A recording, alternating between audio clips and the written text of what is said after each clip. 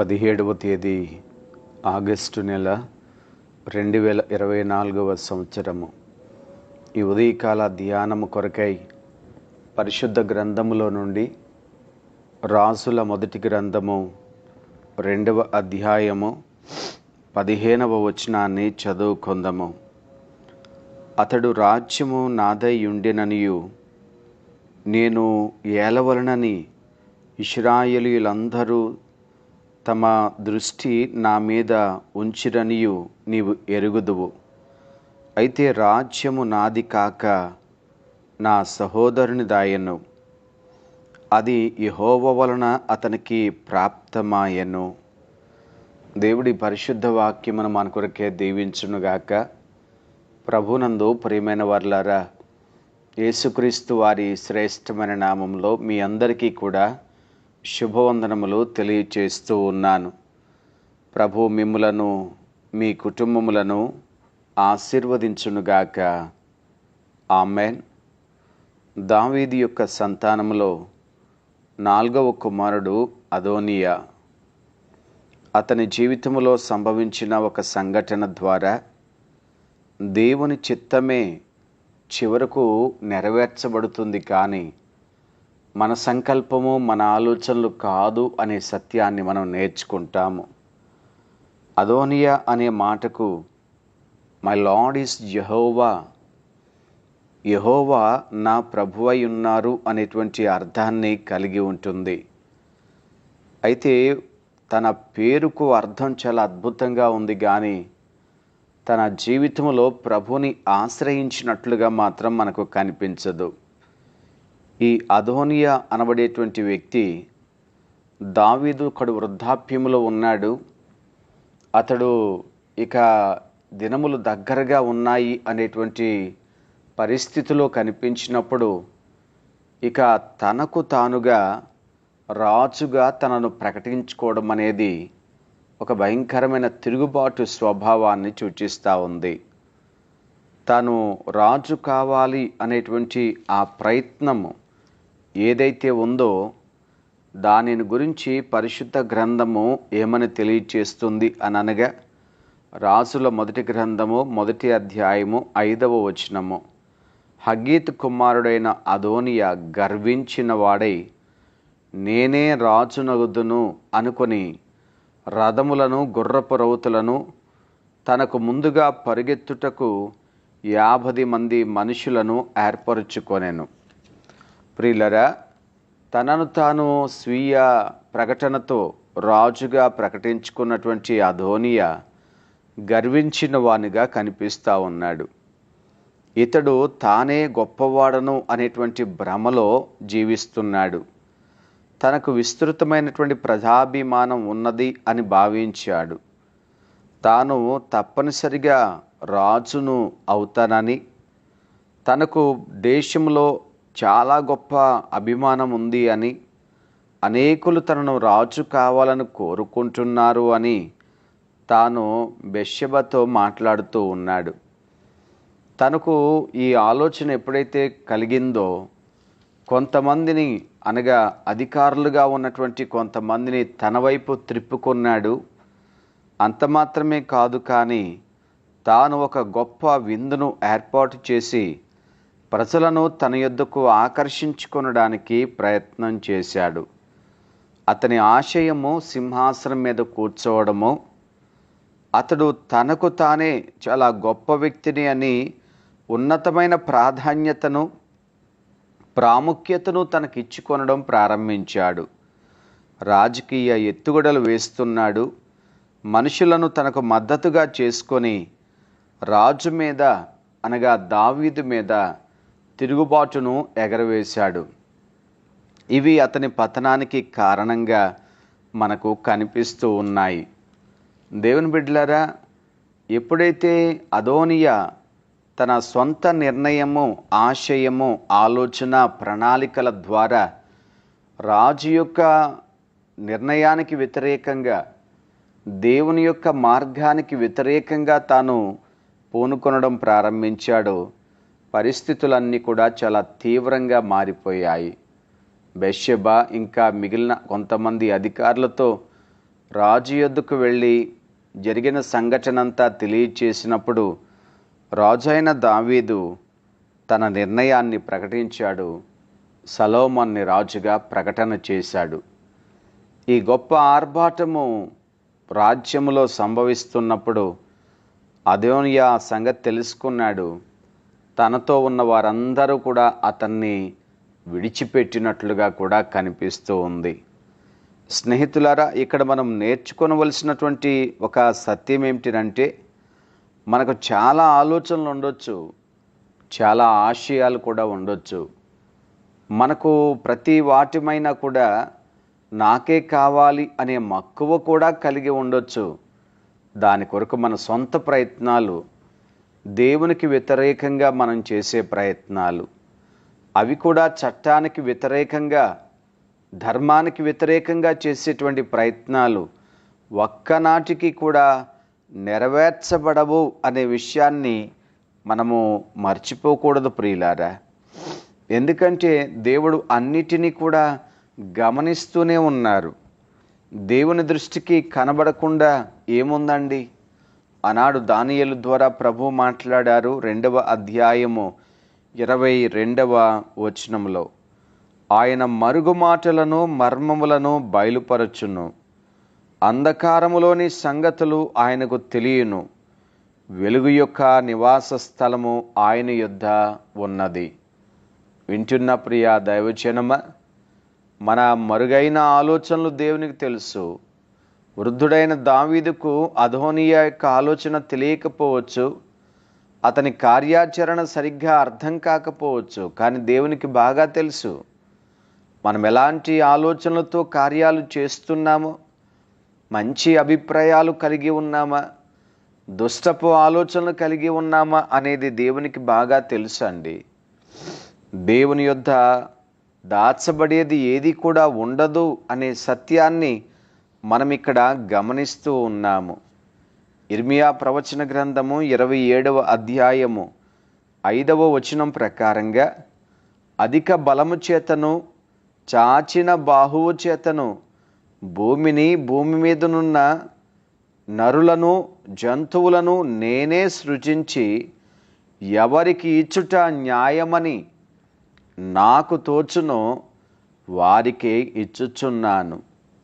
దేవుని బిడ్డలారా, సృష్టికర్త అయినటువంటి దేవుడు, సమస్తమునకు మూలకర్తగాను ఆధారభూతినిగాను ఉన్నటువంటి దేవునికి ఎవరికి ఇవ్వాలో ఎవరికి ఇవ్వకూడదు అనేది బాగా తెలుసు కదా. అనగా దేవుడు సమస్తమును కూడా తన చేతిలోనే కలిగి ఉన్నాడు.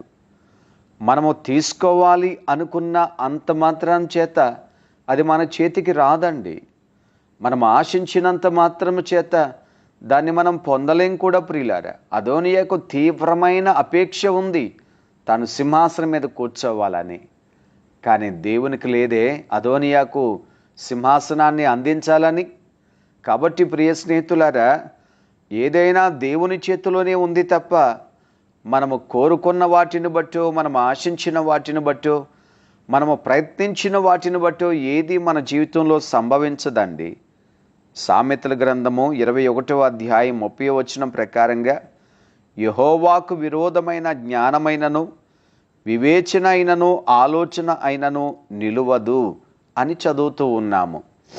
అవును స్నేహితులారా, మనము ఆశించే వాటిని గురించి ఆలోచించాలి. మనం చేసే పనులను గురించి ఆలోచన చేయాలి. మనం ఏదైతే తలపెడుతున్నామో దాని గురించి ఆలోచన చేయాలి. మనం కోరుకుంటున్నాం గనుక ప్రయత్నం చేయడమో, మనకు ఎప్పటి నుంచో దాని మీద మనసు ఉంది గనుక దాన్ని మనము పొందడానికి శతవిధాలా కూడా మనము కృషి చేయడమో కాదు. కానీ ఇది దేవునికి అనుకూలమైనదా కాదా చూడడం నేర్చుకోవాలి. దేవునికి అనుకూలము కాని జ్ఞానం పనికిరాదు, వివేచన పనికిరాదు, ఆలోచనలు పనికిరావు. అదోనియా అనుకున్నాడు రాజ్యం నాది, అదోనియా అనుకున్నాడు ప్రజలందరూ నన్నే కోరుకుంటున్నారు అని. కానీ సింహాసనము సొలొమోనుకి చేకూర్చబడింది. అప్పుడు చెప్తున్నాడు, అది యెహోవా వలన అతనికి ప్రాప్తమాయెను. తాను తెలుసుకున్న సత్యం ఏమిటంటే, నేను ఎన్ని అనుకున్నా ఎన్ని చేసినా దేవుడు ఎవరికి ఇవ్వాలో వారికే ఇస్తాడు. అవును స్నేహితుడా, ప్రియ సహోదరి, దయచేసి మనం మర్చిపోకూడదండి. దేవుని ఆలోచన తప్పనిసరిగా నెరవేర్చబడుతుంది. దేవుని యొక్క ఉద్దేశాలు ఖచ్చితంగా నెరవేర్చబడతాయి అనే విషయాన్ని మనం మర్చిపోకూడదు. కారణం ఏమిటంటే దేవుడు తన చేతిలో సమస్తమును కూడా కలిగి ఉన్నాడు. అదోనియా అనుకున్నాడు, గుర్రములు, రథములు, సైనికులు నాతో ఉన్నారు, కొంతమంది అధికారులను నా పక్షంగా చేసుకున్నాను, నేను తిరుగుబాటు చేయగలుగుతున్నాను, నాకే రాజ్యం వచ్చేస్తుంది అనుకున్నాడు. కానీ మనం ఎన్ని చేసినప్పటికీ కూడా దేవుని ఉద్దేశం దేవుడు నెరవేర్చుకుంటారు. దేవుడు సార్వభౌమాధికారాన్ని కలిగి ఉన్నాడు అని మనం మర్చిపోకూడదండి. దేవుని యొక్క అధికారము మానవ ప్రణాళికలు, ఆశయాలపైన సంపూర్ణంగా ఉంది కనుక దేవుడు తన చిత్తమునే నెరవేర్చుకుంటారు. యేసుక్రీస్తు ప్రభు మాట్లాడారు, తండ్రి నీ చిత్తమే సిద్ధించునుగాక. మనం కూడా పాడుతూ ఉంటాము, సర్వచిత్తము నీదేనయ్యా. దేవుని బిడ్డలారా, దయచేసి మనం మర్చిపోకూడదు. అయితే మనం తెలుసుకొనవలసినది ఏమిటనగా, మనము ఆశించిన వాటికంటే, మనము అధికంగా అపేక్షిస్తున్న దానికంటే కూడా మనము దేవుని యొద్ద నేర్చుకొనవలసింది ఏమిటంటే, పేతురు రాసిన మొదటి పత్రిక 5వ అధ్యాయము 6వ వచనం ప్రకారంగా, దేవుడు తగిన సమయమందు మిమ్మల్ని హెచ్చించున్నట్లు ఆయన బలిష్టమైన చేతి క్రింద దీన మనస్కులై ఉండుడి. ఇది చాలా అవసరం అండి.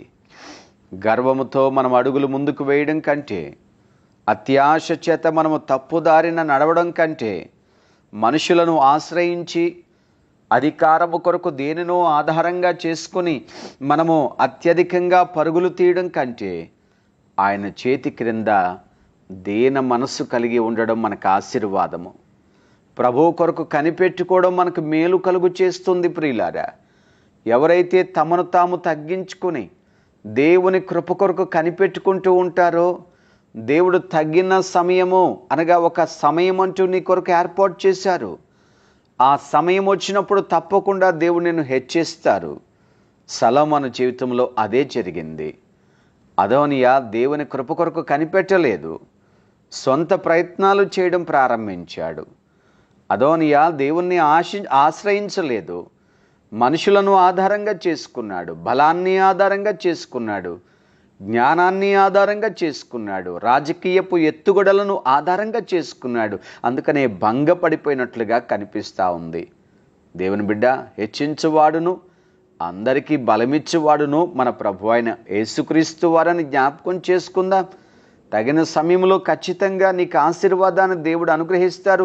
అయితే దేవుని కొరకు కనిపెట్టడం నేర్చుకుందాం. మన స్వచిత్తాన్ని నెరవేర్చుకోవడం కాకుండా దేవుని చిత్తం కొరకు ఎదురు చూడడం నేర్చుకుందాం. ప్రియులారా, ఎప్పుడైతే దైవ చిత్తము కొరకు మనం కనిపెడతామో తప్పనిసరిగా మనకు మేలు కలుగుతుంది, దీవెనకరంగా మన జీవితాలు ఉంటాయి. కనుక అదోనియా సంబంధమైన ఆత్మ మన జీవితంలో పని చేయకూడదు. ఎందుకంటే మనము ఆశించిన దానికంటే దేవుడు మనకు అనుగ్రహించిన వాటిని స్వీకరించడానికి తగిన రీతిగా మన జీవితాన్ని సిద్ధం చేసుకోవడం మనకు ఎప్పటికీ కూడా ప్రయోజనకరమే అని తెలుసుకుందాం. ఆ రీతిగా దేవుని చేతికి మనల్ని మనము అప్పగించుకుందాం. ప్రభు కృప మనకు తోడై ఉండునుగాక. ఆమేన్. పరిశుద్ధుడైన మా ప్రియ తండ్రి యేసు ప్రభువా, మీకు వందనాలు చెల్లిస్తున్నాము. ఈ ఉదయకాలమందు ప్రభువా, వాక్యం ద్వారా మాతో మాట్లాడుతున్నారు. మా సొంత జ్ఞానము, మా ప్రయత్నాలు, మా తెలివితేటలు ఏవి కూడా మాకు మేలుకరము కాదు అని మాకు నేర్పిస్తున్నారు. అంతా మీ చిత్తమై ఉంది ప్రభువా. సమస్తమును మీ చేతిలో ఉంది నాయన. మీరు ఎవరికి అనుగ్రహించాలనుకుంటున్నారో వారికి ఇస్తారు, ఎవరికి ఇవ్వకూడదు అని మీరు తీర్మానిస్తారు, అది ఎన్నటికీ కూడా జరగదు మా ప్రభువా. కనుక అదోనియా వలె మా తండ్రి తొందరపడి నాయన వ్యతిరేకమైన మార్గములో నడిచే వారముగా కాకుండా, తిరుగుబాటు చేసే ఆత్మతో, గర్వపు ఆత్మతో నింపబడే వారముగా కాకుండా, మీ సన్నిధిలో మీ కృప కొరకు కనిపెట్టుకొని దీన మనస్సు కలిగి జీవించడం మాకు నేర్పించమని వేడుకుంటున్నాను. తగిన సమయం ప్రభువా మీరు మా కొరకు ఏర్పాటు చేస్తారు. ఆ సమయంలో మమ్మలను ఆశీర్వదించడానికి మీరు సిద్ధంగా ఉన్నారు. యేసయ్యా మీకు వందనాలు చెల్లిస్తున్నాం. మీ వాక్యాన్ని బట్టి మమ్మల్ని నడిపించండి. మీ వాక్య సత్యమును ప్రభువా ఎరిగిన వారమై చక్కగా నాయన కుడికి కానీ ఎడమకు కానీ తొలగిపోకుండా మేము తిన్నని మార్గంలో నడిచే కృపను మాకు అనుగ్రహించండి. ప్రతి ఒక్కరిని మీరు దీవించండి నాయన, బలపరచండి తండ్రి. మీ వాక్య సత్యం మాకెంతో ఆశీర్వాదకరంగా ఉంటున్నందుకే మీకు స్తోత్రాలు చెల్లిస్తూ నాయన మీ మార్గములో మమ్మలను ఉన్నతంగా నడిపించమని ప్రార్థన చేస్తున్నాను. సేవకులందరినీ కూడా మీరు దీవించండి, వారి కుటుంబాలను మీరు దీవించండి ప్రభువా. మీ పరిచర్య నమ్మకంగా బలంగా జరిగించడానికి కావలసిన శక్తిని సహాయమును అనుగ్రహించమని యేసుక్రీస్తు వారి పరిశుద్ధ నామమును వేడుకుంటున్నాము తండ్రి. ఆమెన్. తండ్రి, కుమారుడు, పరిశుద్ధాత్మ త్రియేక దేవుని సన్నిధి సదాకాలం మీకు తోడై ఉండునుగాక. ఆమెన్.